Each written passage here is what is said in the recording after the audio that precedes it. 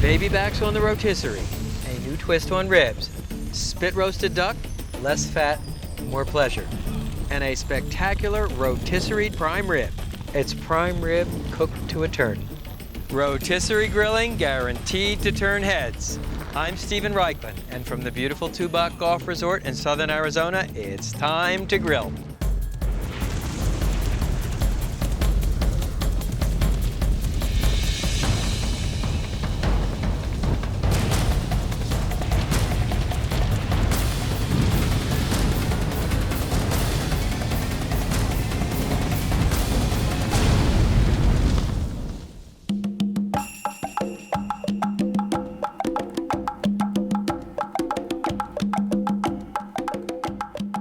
Are we listening when you write into the barbecue board? You bet. And one thing you ask a lot is how to improve your rotisserie skills. When it comes to moist meats and a crackling crisp crust, few things can beat spit roasting. Get ready for a crash course on the rotisserie.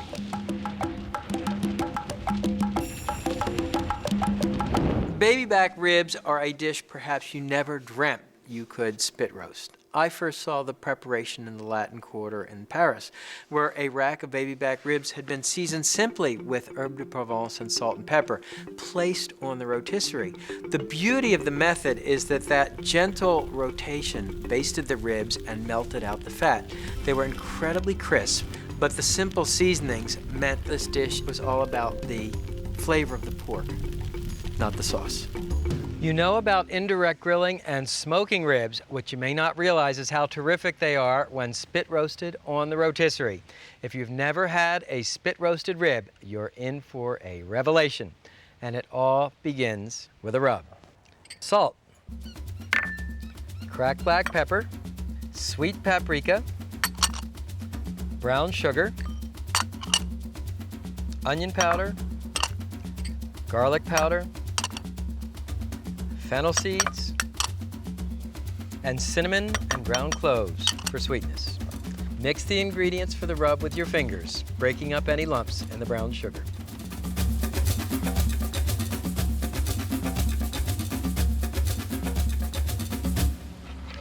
The ribs I picked are baby backs, each rack 2 to 2.5 pounds. On the back of a baby back rib is a membrane, the pleura, and you want to loosen it with a sharp instrument like the tip of an instant read meat thermometer, and then grab it with a paper towel and pull it off the ribs. Of course, you can ask your butcher to do this for you. Next, make a 1/2-inch incision between every 2 ribs. So that's 1, 2, incision, 1, 2, incision, 1, 2, incision, 1, 2, incision, 1, 2, incision. Then rub the ribs on both sides with our fennel seed rub.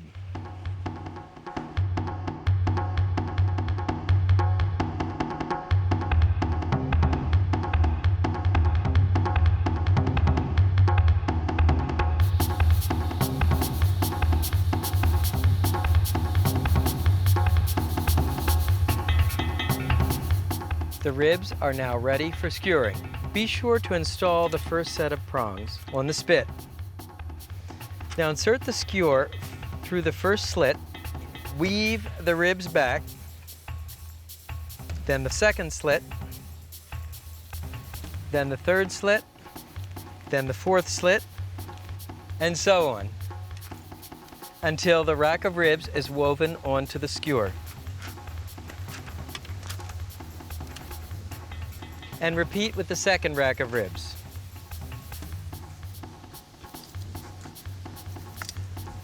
Sometimes this is a bit of a struggle, but if you persevere, you'll have the ribs skewered as you need to. And add the second set of prongs. This also works well with lamb ribs.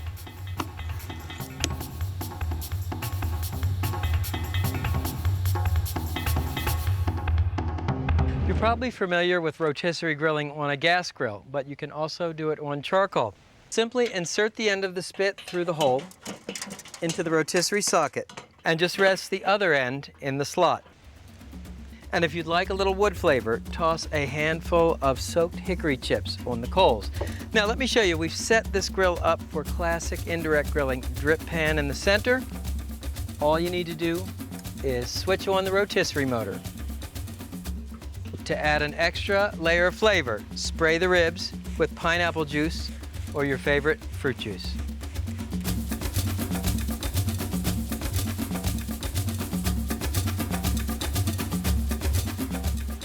Then place the lid on the grill and spit roast for 1 hour, spraying the ribs every 15 minutes. So what's the advantage of spit roasting baby back ribs? Well, first of all, the lateral heat and gentle rotation help melt out the fat and crisp the meat fibers. You wind up with a rib that has a very different texture than a rib that would be smoked or indirect grilled. And here's what the ribs look like after 1 hour of spit roasting. You can give them one final spray with pineapple juice. And how do you know when the ribs are cooked? Well, take a look. The meat has shrunk back by about 1/4 of an inch from the end of the bones.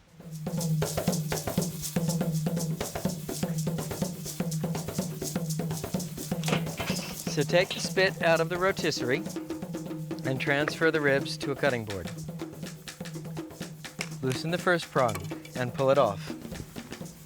Slide the ribs off the spit.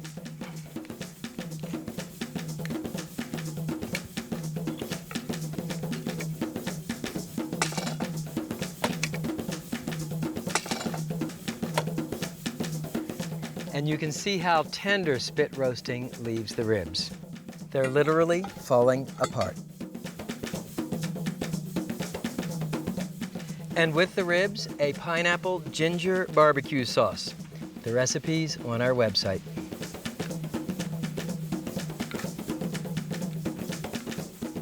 So the next time you want a new twist on ribs, spit roast them on the rotisserie.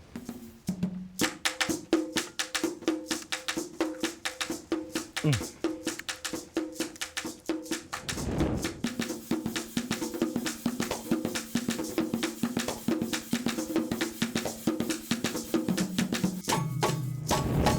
spit roasting is a great live fire method for 2 reasons. First of all, the slow, gentle rotation guarantees even cooking. No burnt spots the way you get when you're doing direct grilling. The second advantage is that as the food turns, it bastes internally and externally. So you wind up with food that's moist inside and supernaturally crisp on the outside. Prime rib may be the most expensive investment you ever make for a barbecue. But when you pull this bad boy off the grill, the kudos will make it all worth it. Spit roasting gives you the perfect ratio of moist meat to crusty exterior. And it all begins with this. This is a 2-bone section of a prime rib. See the bones here? It's just the right size for 4 people. I like to leave a nice thick cap of fat on the roast. That way, as it cooks, the fat will melt, basting the meat. The next step is to make the herb paste. Today I'm using fresh sage, chives, and thyme, but the choice of individual herb is much less important than the fact that you use fresh herbs. So place the fresh herbs in a food processor with finely chopped garlic, grated lemon zest, salt, cracked black peppercorns, and puree these ingredients together, adding extra virgin olive oil to make a thick paste.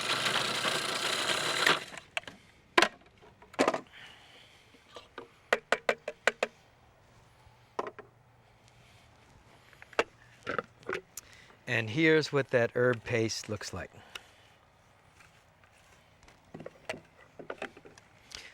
Now, back to the meat. What I like to do is poke a series of holes in the surface of the meat, about 1 every 2 inches, going down about 1/2 inch. So when you spread the spice paste on the prime rib, you can actually force a little of it into the meat.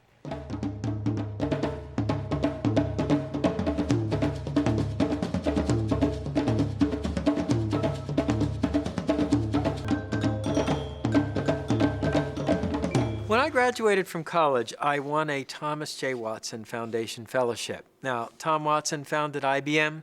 These fellowships were for a year's independent study abroad after college, only string attached. You could not do a conventional academic study at a university.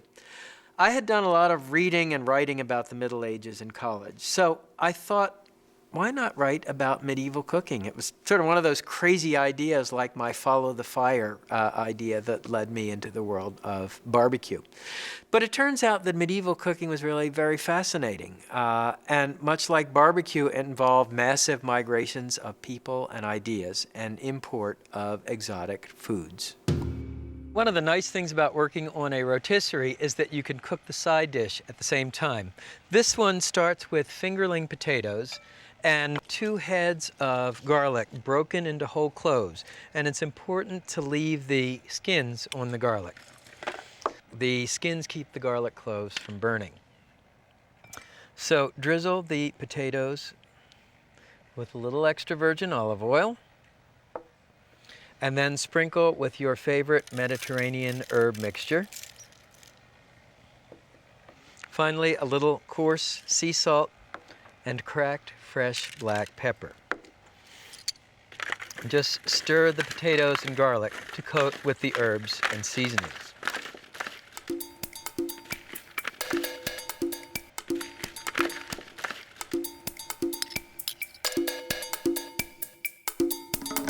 The last step is to put the roast on the rotisserie spit.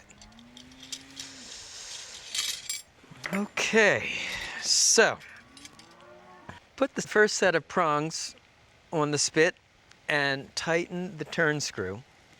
Then skewer the roast crosswise, as you see here, and place the other set of prongs on the spit.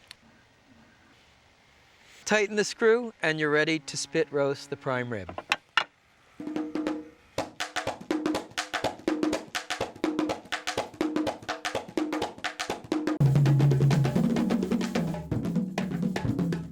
We live in a world of growing homogenation. The same restaurants, the same coffee shops, the same chain stores selling the same merchandise are found on virtually every town in America, in every mall in America. Barbecue is some of the last truly indigenous, truly local food there is. And it's been important for me to travel around the world documenting authentic barbecue in places as far-flung as Indonesia, as Mexico, as Argentina. And to teach Americans not only how to prepare them here, but to appreciate them. I've got a couple of prime rib spit roasting. Here's what they look like after about an hour and a quarter. And let me show you a few things about the rotisserie setup. First of all, this particular rotisserie works by using an infrared burner. An infrared, it's a ceramic mesh that is heated by a propane flame. Also notice that I have removed the grates in order to allow enough clearance for the bones to rotate. Finally, the potatoes go in the drip pan, so you kill 2 birds with 1 stone. You collect all those wonderful drippings from the prime rib, and they actually help you flavor the potatoes and garlic. And you see, this is what one of those garlic cloves look like, and you actually just sort of nibble it right out of the skin.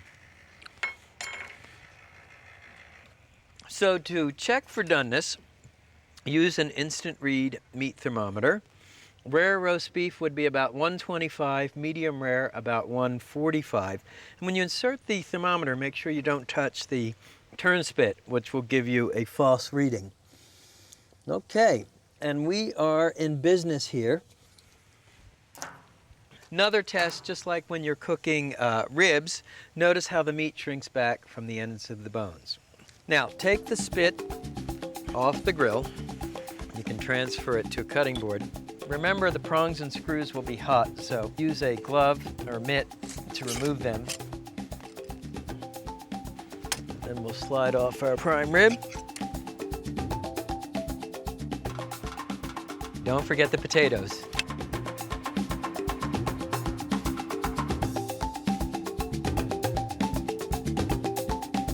What happens as the potatoes cook here is that they absorb the garlic flavor and also the flavor from the meat juices. Totally incredible.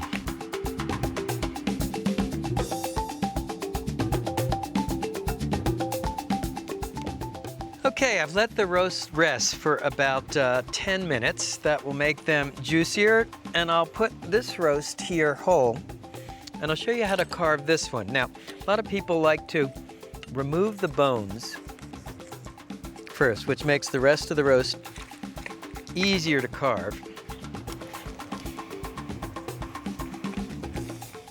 I love these bones. Sometimes they don't even make it to the table. So let's see how we did. Look how moist this is.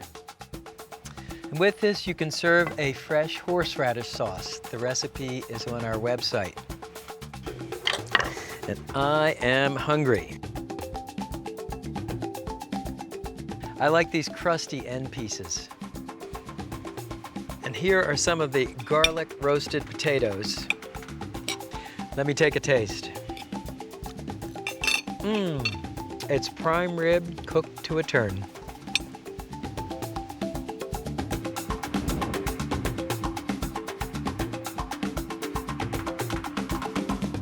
I knew two things, and one is that grilling is the world's oldest cooking method, and two is that it's the world's most universal cooking method. So I thought if I traveled around the world studying how people grill, I would learn a tremendous amount about culture.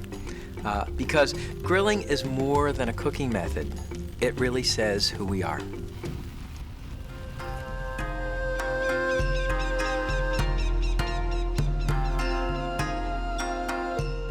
Duck is a challenge to cook, but rewards you with powerful pleasure. The challenge and pleasure lie in the bird's abundant fat. The best way I know to cook out the fat, crisp the skin, and keep the meat moist is, you guessed it, on a spit. And it all begins with a rub.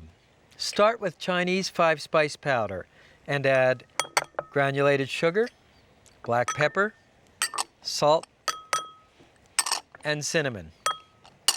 Mix the ingredients with your fingertips, breaking up any lumps in the spices.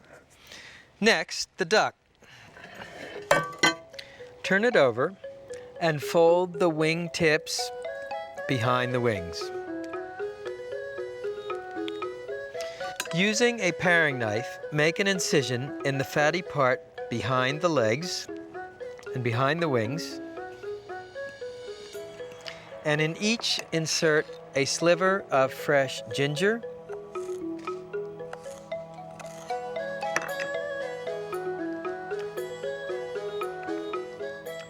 and fresh garlic. Remove any pockets of fat you may find in the main cavity. Sprinkle a little rub in the main cavity and insert some more fresh ginger and garlic.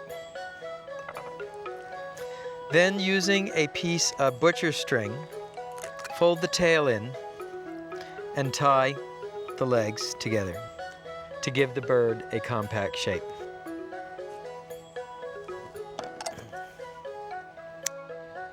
Now brush the duck on all sides with toasted sesame oil. This helps crisp the skin and adds an extra layer of flavor. Finally, sprinkle the duck with the 5-spice rub.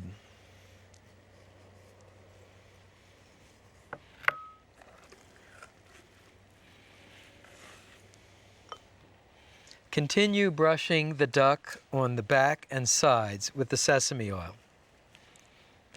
And again, season with the 5-spice rub. Finally, skewer the duck on the rotisserie spit, pushing the prongs into the legs. Put the other set of prongs on top. Snug it tightly into the duck.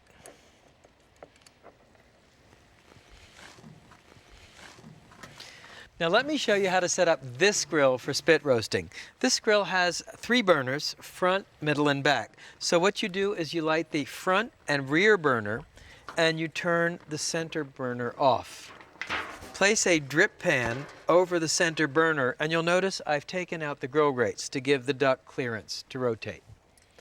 So simply grab the duck and feed the spit into the socket on the rotisserie motor. Make sure you're clear here. And switch on the motor. So the cooking time is about an hour and a half. Check the duck every 15 minutes. And as fat starts to accumulate in the drip pan, you can brush it on the duck. In order to become a food writer, which was always my dream, I realized I needed to have an actual hands-on culinary training. So I went to a newly opened cooking school called the École de Cuisine La Varenne in Paris. The year was 1975, the year that such young Turks as Paul Bocuse and Michel Guérard announced a revolutionary new style of cooking called La Nouvelle Cuisine. And there I was in Paris, right in the thick of it.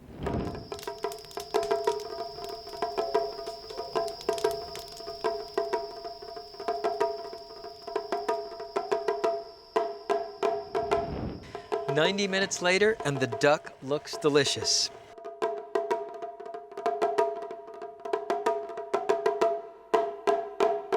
Switch off the rotisserie motor and just ease the spit out of the socket, and we'll transfer the duck to the cutting board and remove the screws and pull out the prongs.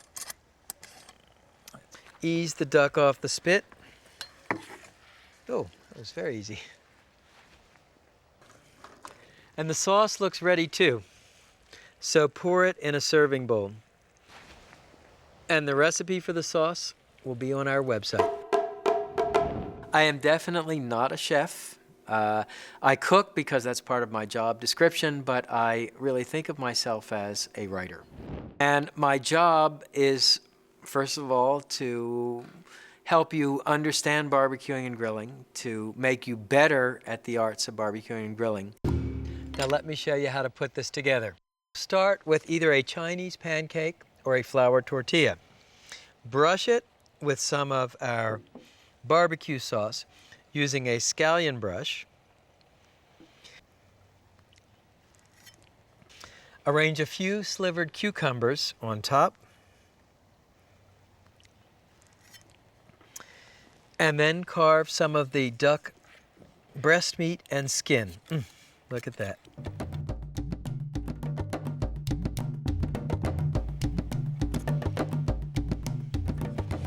And roll it up. Duck on a spit.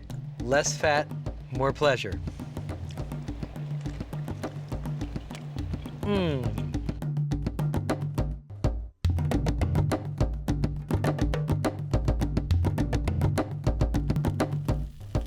And that's the beauty of spit roasting, folks.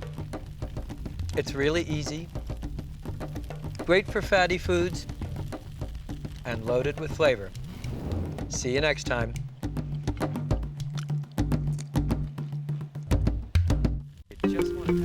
My goal is to celebrate the human experience in all of its distinctive, quirky, local magnificence. Because people are faced with the same set of problems. How do I master a live fire? How do I take the ingredients that grow well here? Applying the sauce too early. And people everywhere have created these incredible grilled and barbecued dishes. It's really a triumph of the human spirit. Like, I don't know how to cut it.